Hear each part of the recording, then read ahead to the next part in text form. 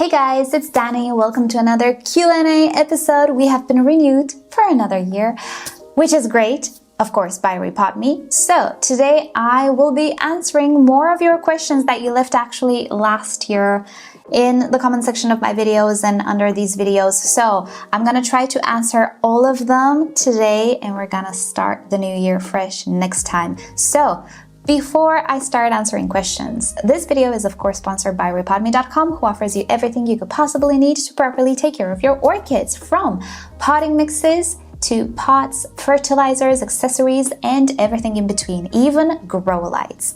And not only for orchids, but also for other houseplants as well. So check out their website, linked down below in the description and also in the pinned comment at any time. They have revamped their website. It looks a little bit different, much better. So feel free to check it out. And also I will share with you the products that I personally really like and really have been using for a lot of time, and I think you will enjoy as well. Everything is down below in the description, and I thank you rePotme so much for sponsoring us another year, and you guys for supporting the people that support me. It's such a fun and happy family here, isn't it? Now let's answer some serious questions. First question from Uncle Sam's, my dad. Would organic coconut husk be good bark to use? Why not? I don't know if the organic part has anything to do with it, but coconut husk generally is a very popular growing medium in some parts of the world. It's not really here where I live, and typically the coconut husk we have is not the best. It has a lot of salt, and I've personally never had the greatest results with it, but especially in Asia, it's widely used, and with great success, because it actually retains a little bit more water while still being very airy, just like bark would. So definitely, at least it's worth giving a go. I think obviously it will depend on the quality of the product you're buying, but definitely, why not give it a go? Maybe with a Phalaenopsis, which is a more robust root producer. I think you will have good results. Next question from Jacqueline. How long are your LED grow lights on? Good question. I have them on now for 8 hours a day, but I will switch them back to 10 hours a day. I used to have them 12 hours a day, but I'm trying to be a little bit more conservative with electricity. Now that we produce our own electricity with solar panels, I'm more relieved. But even so, I think I will not go to a 12-hour mode, because this room is actually, being much smaller, it is brighter than my old greenhouse used to be. So the natural light that comes through the window bounces off the walls, and overall, even though it's not enough for orchids, it creates a little bit of a brighter mood. So I'm relying on that, plus my barinas. When I turn on the barinas, it's it's very bright. So I will leave them on 10 hours a day. It is important for orchids to have a nighttime as well. It's important for their breathing and their photosynthesis. So always provide night. If you think that they're coming more from the equator region of the globe, 12 and 12 hours on, 12 hours off is absolutely fine. But if you want to conserve some electricity and save some money, 8 to 10 hours. 8 is a minimum. 10 hours is a very comfortable photo period for your orchids, and then 14 hours off. So yeah, now I have them at 8 hours because I'm not entirely sure how much we consume now in winter, even though it's sunny, we always have sunny days. The days are shorter, there's always some clouds, some days are cloudy. I don't know how much electricity we produce. I'm not yet used to it. We didn't pay for electricity almost at all. But the heating is on sometimes and so on. So I'm gonna keep the lights 8 hours for now, but I will eventually switch them to 10 hours if we produce enough electricity. Next question from Raylene. I'm sorry, sometimes I'm butchering names, I'm sorry, because YouTube shows me the actual @ So question from Ray. I'm gonna call you Ray because it's a beautiful name. Do you dilute the hydrogen peroxide with water before spraying? And this, if for those of you who don't know, I use hydrogen peroxide from the pharmacy to spray on newly acquired roots. I only spray the root system because it takes care of snails. Here in my area, anything that is not a Phalaenopsis has snails in the pots. The bush snails, and if you're not careful, those snails will munch the new root tips, they will puncture the existing tips. I even lost orchids like 10 years ago before I started to spray hydrogen peroxide. So that's why I spray new orchids. The orchids that I have and I repot, there's no need to spray because they don't actually have anything. Also, I spray sometimes when I have some mold issues in the pot or on the roots just to make sure that I kill off the mold spores. Anyway, I use it all the time, never had issues with it. I know some people have some issues with it. It's up to you if you want to use it.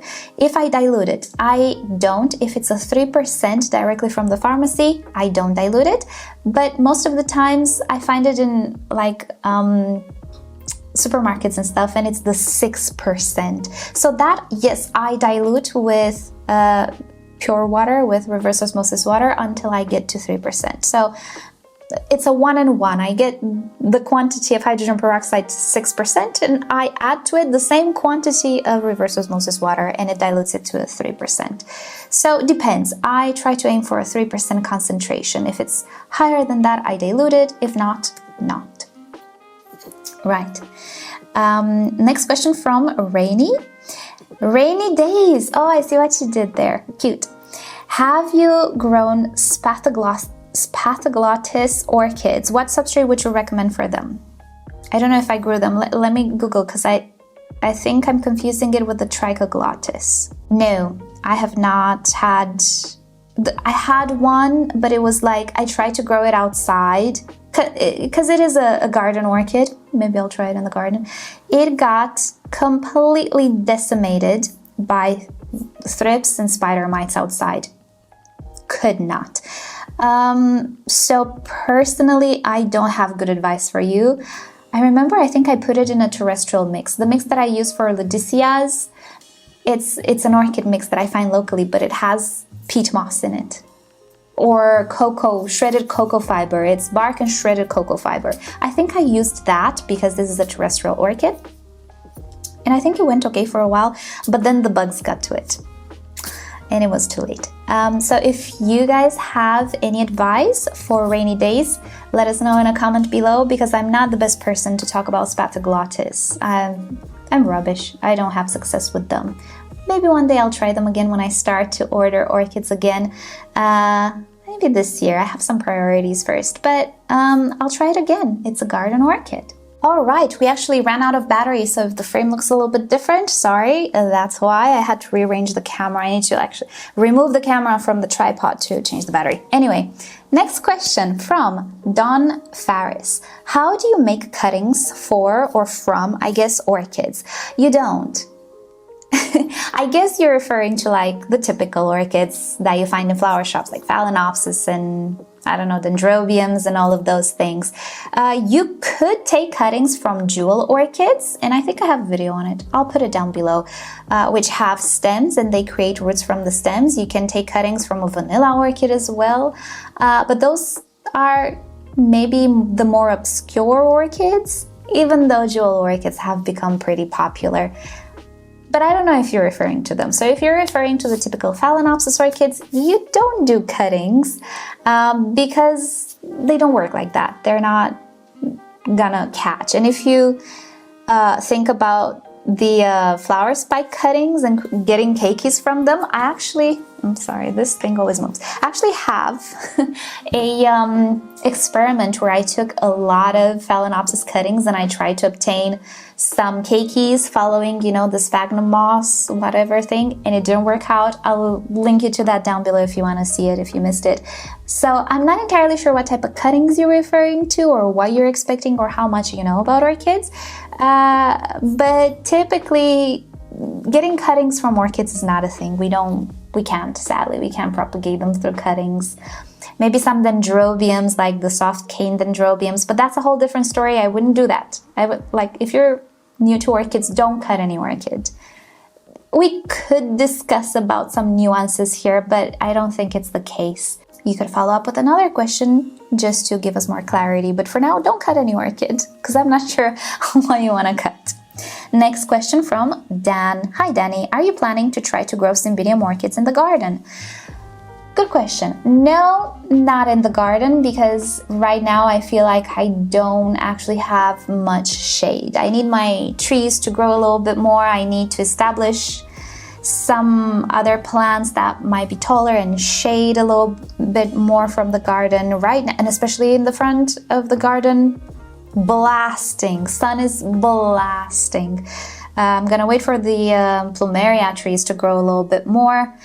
To be quite frank, I will tell you I'm not so eager to have Cymbidiums in my garden. I think you noticed, I'm not a big fan of Cymbidiums. I don't know, maybe one day I'll try it. I might try them in pots outside. I will try that. But I'm not eager. I'm more eager to plant roses in my garden, to be fully honest. And tomatoes, not Cymbidiums. I don't know, so it's not something I will do very soon, I can tell you that. Next question from Robin Bia. Hi Danny, when quarantining your orchids, how far they should be kept? It's the biggest issue, pests jumping, flying from one plant to another. What about infections?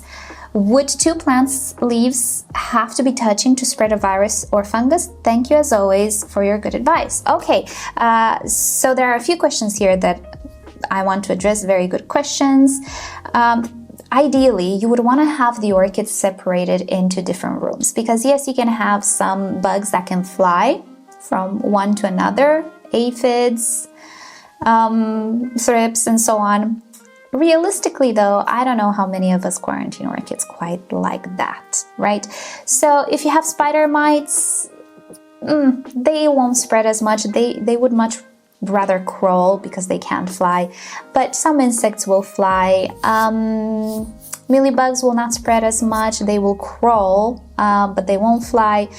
But the whole thing of separating them into different rooms is more regarding pests than anything else. Viruses are pretty hard to spread. One, they can spread through some pests, yes, but I find it more likely to be spread by unsanitized tools. Viruses spread through direct sap contact, not through like you touch one leaf and then you touch the other. They don't spread like that. Not all insects will spread viruses. Again, fungus and bacteria and all of these spores, just because the leaves are touching doesn't necessarily mean anything. Fungus and bacteria mainly spread through splashes of water, and especially in the presence of water or high humidity and droplets, they will also flourish. So just because two leaves are touching doesn't really mean anything. They're not gonna infect each other. They could pass pests pretty much. I'll be honest, I usually don't really quarantine much of anything. If I see anything, I'll just spray a little leaf shine if I have a pest, and you know, whatever will be, will be. And I don't really have issues with things, but that's just because I don't really have a good place to quarantine orchids in my house. So I have to keep them here in the light where the light is. But if you can and you want to be extra safe, quarantine them in separate rooms for about a month or so. And that should be good. I hope I addressed everything. I think so. Okay. Next question from Dolly Anna. Hi Danny, I have a question for your next Q&A. If you haven't talked about this topic yet, I have a young Schilleriana that is in spike right now. The first ever blooming for her and the first orchid I have blooming in my care. Wow, you're blooming a Schilleriana. Great job. She has 4 leaves and each of them bigger than the next. That's great. She seems very happy. The biggest newest leaf is still growing, 20 centimeters already. She's actively growing her roots and the spike grows a little bit every day. It's pretty thin compared to the spikes of the other orchids. Absolutely, that's normal. And not as tall, but a bud is starting to form now. I assume the small spike is because she's still young. But based on comments another grower made about their younglings, I'm wondering if it's okay to let young orchids bloom, or should we be cutting their first spikes and only let them bloom once they're bigger and older? Things. Okay, I don't do that, and I don't think you should let smaller orchids or cut the flower spikes of smaller orchids, especially with the Schilleriana, which is a species. She knows what she's doing. Generally speaking, the Schilleriana will have a thinner flower spike. She has branches and everything. Everything is thinner, and that's just how the way she is. And mine is pretty mature at this point. I let mine bloom when she was a seedling, and she didn't bloom with a lot of buds. It was very, let's say, appropriate for her size. If you feel comfortable in cutting the flower spikes and letting the orchid be, okay, but many times it happens that if you cut the flower spike and it's still cool outside, it will just shoot out another flower spike on the other side. You know, so I would let her be. Usually Schillerianas kind of know what they're doing. They don't really overbloom themselves. It really is up to you. I don't think there is a right or wrong, to be honest. If you feel more comfortable cutting that flower spike, great. But your orchid sounds like a very vigorous and very well-established little orchid. I would let it be. It's probably gonna create just a few flowers, not like the entire cascade. But really, it's not wrong to cut it either. So it's really up to you. It's not a right or wrong situation. It's just what you want to do. Next question from Anna. Can you prune tall canes that aren't flowering? I'm thinking it's a dendrobium or a cattleya. No, I would not prune the canes. The canes, even if they're not flowering or they're older, they store energy and water and nutrients for the orchid, so they will feed the new growth. I would definitely not prune them. Because they won't look pretty. Or if you prune them all the way down, I wouldn't do that. You're taking away the energy reserve of the orchid. Whether it's a cattleya or a dendrobium or any other orchid that produces canes, unless the cane is like dried and dead, I wouldn't cut the cane. Yes, I know some people think they look unsightly, they might, but it's not a good idea to cut them. Next question from Pat. Hi, I enjoy your videos. My Phalaenopsis orchid doesn't have good roots, but has air roots. Is this fine? Actually, we just talked about this in a different video, which I'll link you to down below. The surprise you might have is that your orchid will slowly start to dehydrate because the aerial roots don't have enough humidity or dew or daily rain to properly hydrate the orchid, like sustained rain, right? So what we aim, or what we are trying to achieving by planting orchids in pots, is a sort of a prolonged humidity period, which in nature can be dew drops. They can last all night, right? Rain, light rain, whatever, that can last hours. Just because we're spraying an orchid doesn't mean we're imitating rain, because it doesn't rain a spritz.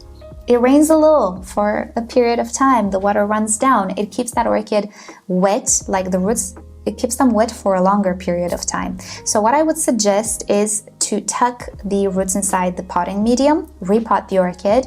I'll link you to 2 videos that talk about that. So I hope you get some inspiration there. And yeah, I would tuck those roots in for them to grow faster and better and to hydrate the orchid.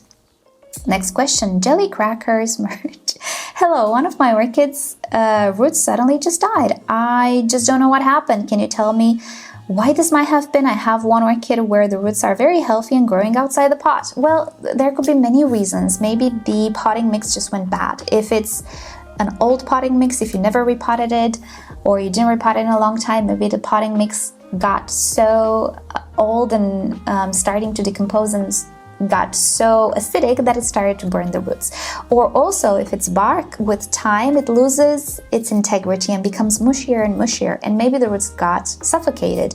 There are 100 million reasons. Maybe right now it's important to get that orchid out of the situation, pot it in fresh medium and give it a fresh start, and assess, look at the big picture and assess a little bit what has happened and why that medium maybe is not suitable for the orchid anymore. That's usually the most common reason why this happens. So I'm assuming this is what has happened with your orchid as well. Next question from Lloyd Mendoza. Is it possible that I have too much bark medium in my Phalaenopsis orchid? The first earlier root is very silvery but slightly crinkly. Leaves are crinkled and look thirsty, but the bark sometimes gets a powdery white substance on top after slightly splashing or using 2 ice cubes. Please help. First of all, don't use ice cubes anymore. I know the company just advises whatever. My advice is to not use ice on orchids. These are tropical plants. Let's water them with water. Ice cubes, if you've ever melted an ice cube, do you notice they release something like a powder thing? That's the calcium and magnesium in your tap water or mineral water or whatever you used. So that's why you see on top of your medium that powdery calcium or magnesium. I think it's more calcium than anything. If you don't water your orchid and run that water through the pot or like soak the orchid, you're left with that powder on top. By flushing, you make that calcium deposit maybe flush a little bit more. So from what I'm seeing here, you might have some issues with the roots inside the pot. It could very well be that they're rotten. It could very well be that they don't get enough water. You never know. With ice, you can't really know what's happening, and each orchid will be different. Maybe the quantity of water you provide through that ice is enough for one orchid but not enough for another, or it's too much for one orchid. Stop using wise, just run the water through the pot. I'll link you to a tutorial down below. And first address the watering schedule, then unpot the orchid, see what's wrong with the roots, and maybe repot it in fresh new medium. And again, I'll link you to some videos down below, because I think you need to invest a little bit of time into understanding how your orchid works for long-term success. And right now, it's not the time to like speak half an hour, because I want to give you the good details, right? So I'll link you to the videos down below. I think you should approach orchid growing a little bit more differently, and I think you'll have success long-term, like for years to come.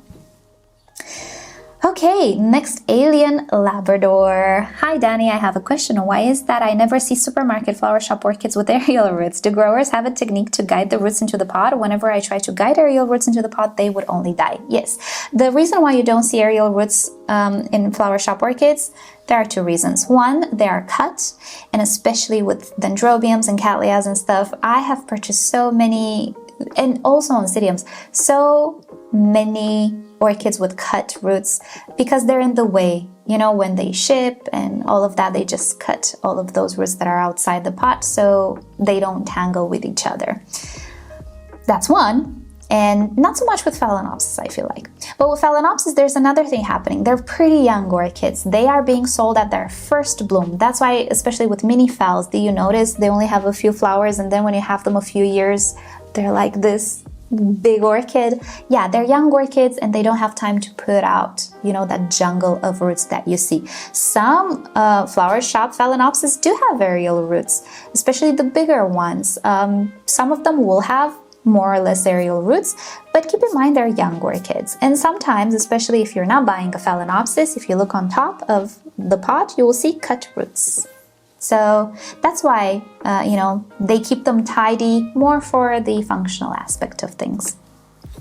And the last comment or question that I have here, and we'll end the video with this, a question from Marlo Saluna. Hi Danny, same situation with comment number 7.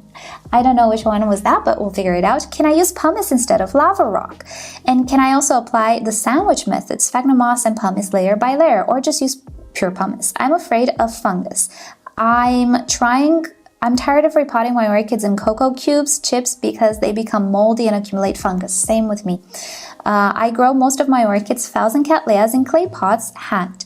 Here in my country, there is a season where it is hot and dry, and here came the heavy rainy season. Okay, I hope you can address my question. Thank you very much. Of course, yes. I'm guessing maybe you're in an Asian country that has maybe a rainy season and a drier season and maybe warm all around. And yes, I know that in those regions, my viewers told me, coconut husk is very used because it's affordable and it's everywhere, and it's also sustainable. But I have the same experience with coconut husk. It gets moldy, it gets salty, I don't know, there's something about it. So yes, absolutely, use pumice, lava rock, whatever you find, leca if you find. You can combine it with sphagnum moss and try out things. If you have access to pumice, that is absolutely fantastic, and it should work great with sphagnum moss as well. Absolutely, I feel for you. I feel so sorry, because I can relate with that coconut husk and feeling tired of repotting, over repotting, and you know, what are you doing wrong? Experiment, absolutely. You don't have to use what everybody's using, what everybody's saying to use. Whatever is available to you, use it. I think pumice will be great. I don't know how you are with algae or cyanobacteria. See how it goes. If you get some cyanobacteria, because maybe you have a lot of rain, use opaque pots. drill some ventilation holes, but use opaque pots. I use opaque pots. Absolutely fine. Oh wait, you're using sorry, you said you're using terracotta pots. Okay, no problem. If you have issues on top, if that sphagnum moss gets a little bit full of algae or cyanobacteria because of the humidity, use a mulch layer. The mulch layer can be rocks, pumice, you know, because it retains water, might get covered with algae. Use some rocks maybe.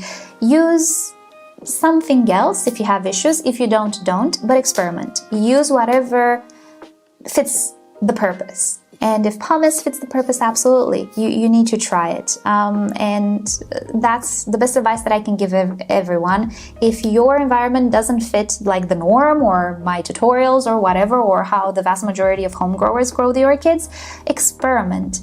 I think pumice is great if you have access. If it's white, it might attract a little bit of algae. That's the only thing.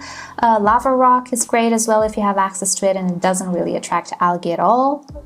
From what I remember, lava rock, leca you can try, and for water retention, a little bit of sphagnum moss should be good if you have access to it. And yeah, just try it out. And I hope it works out for you. I feel very bad and very sad for everybody who says they're tired of repotting and having issues and so on.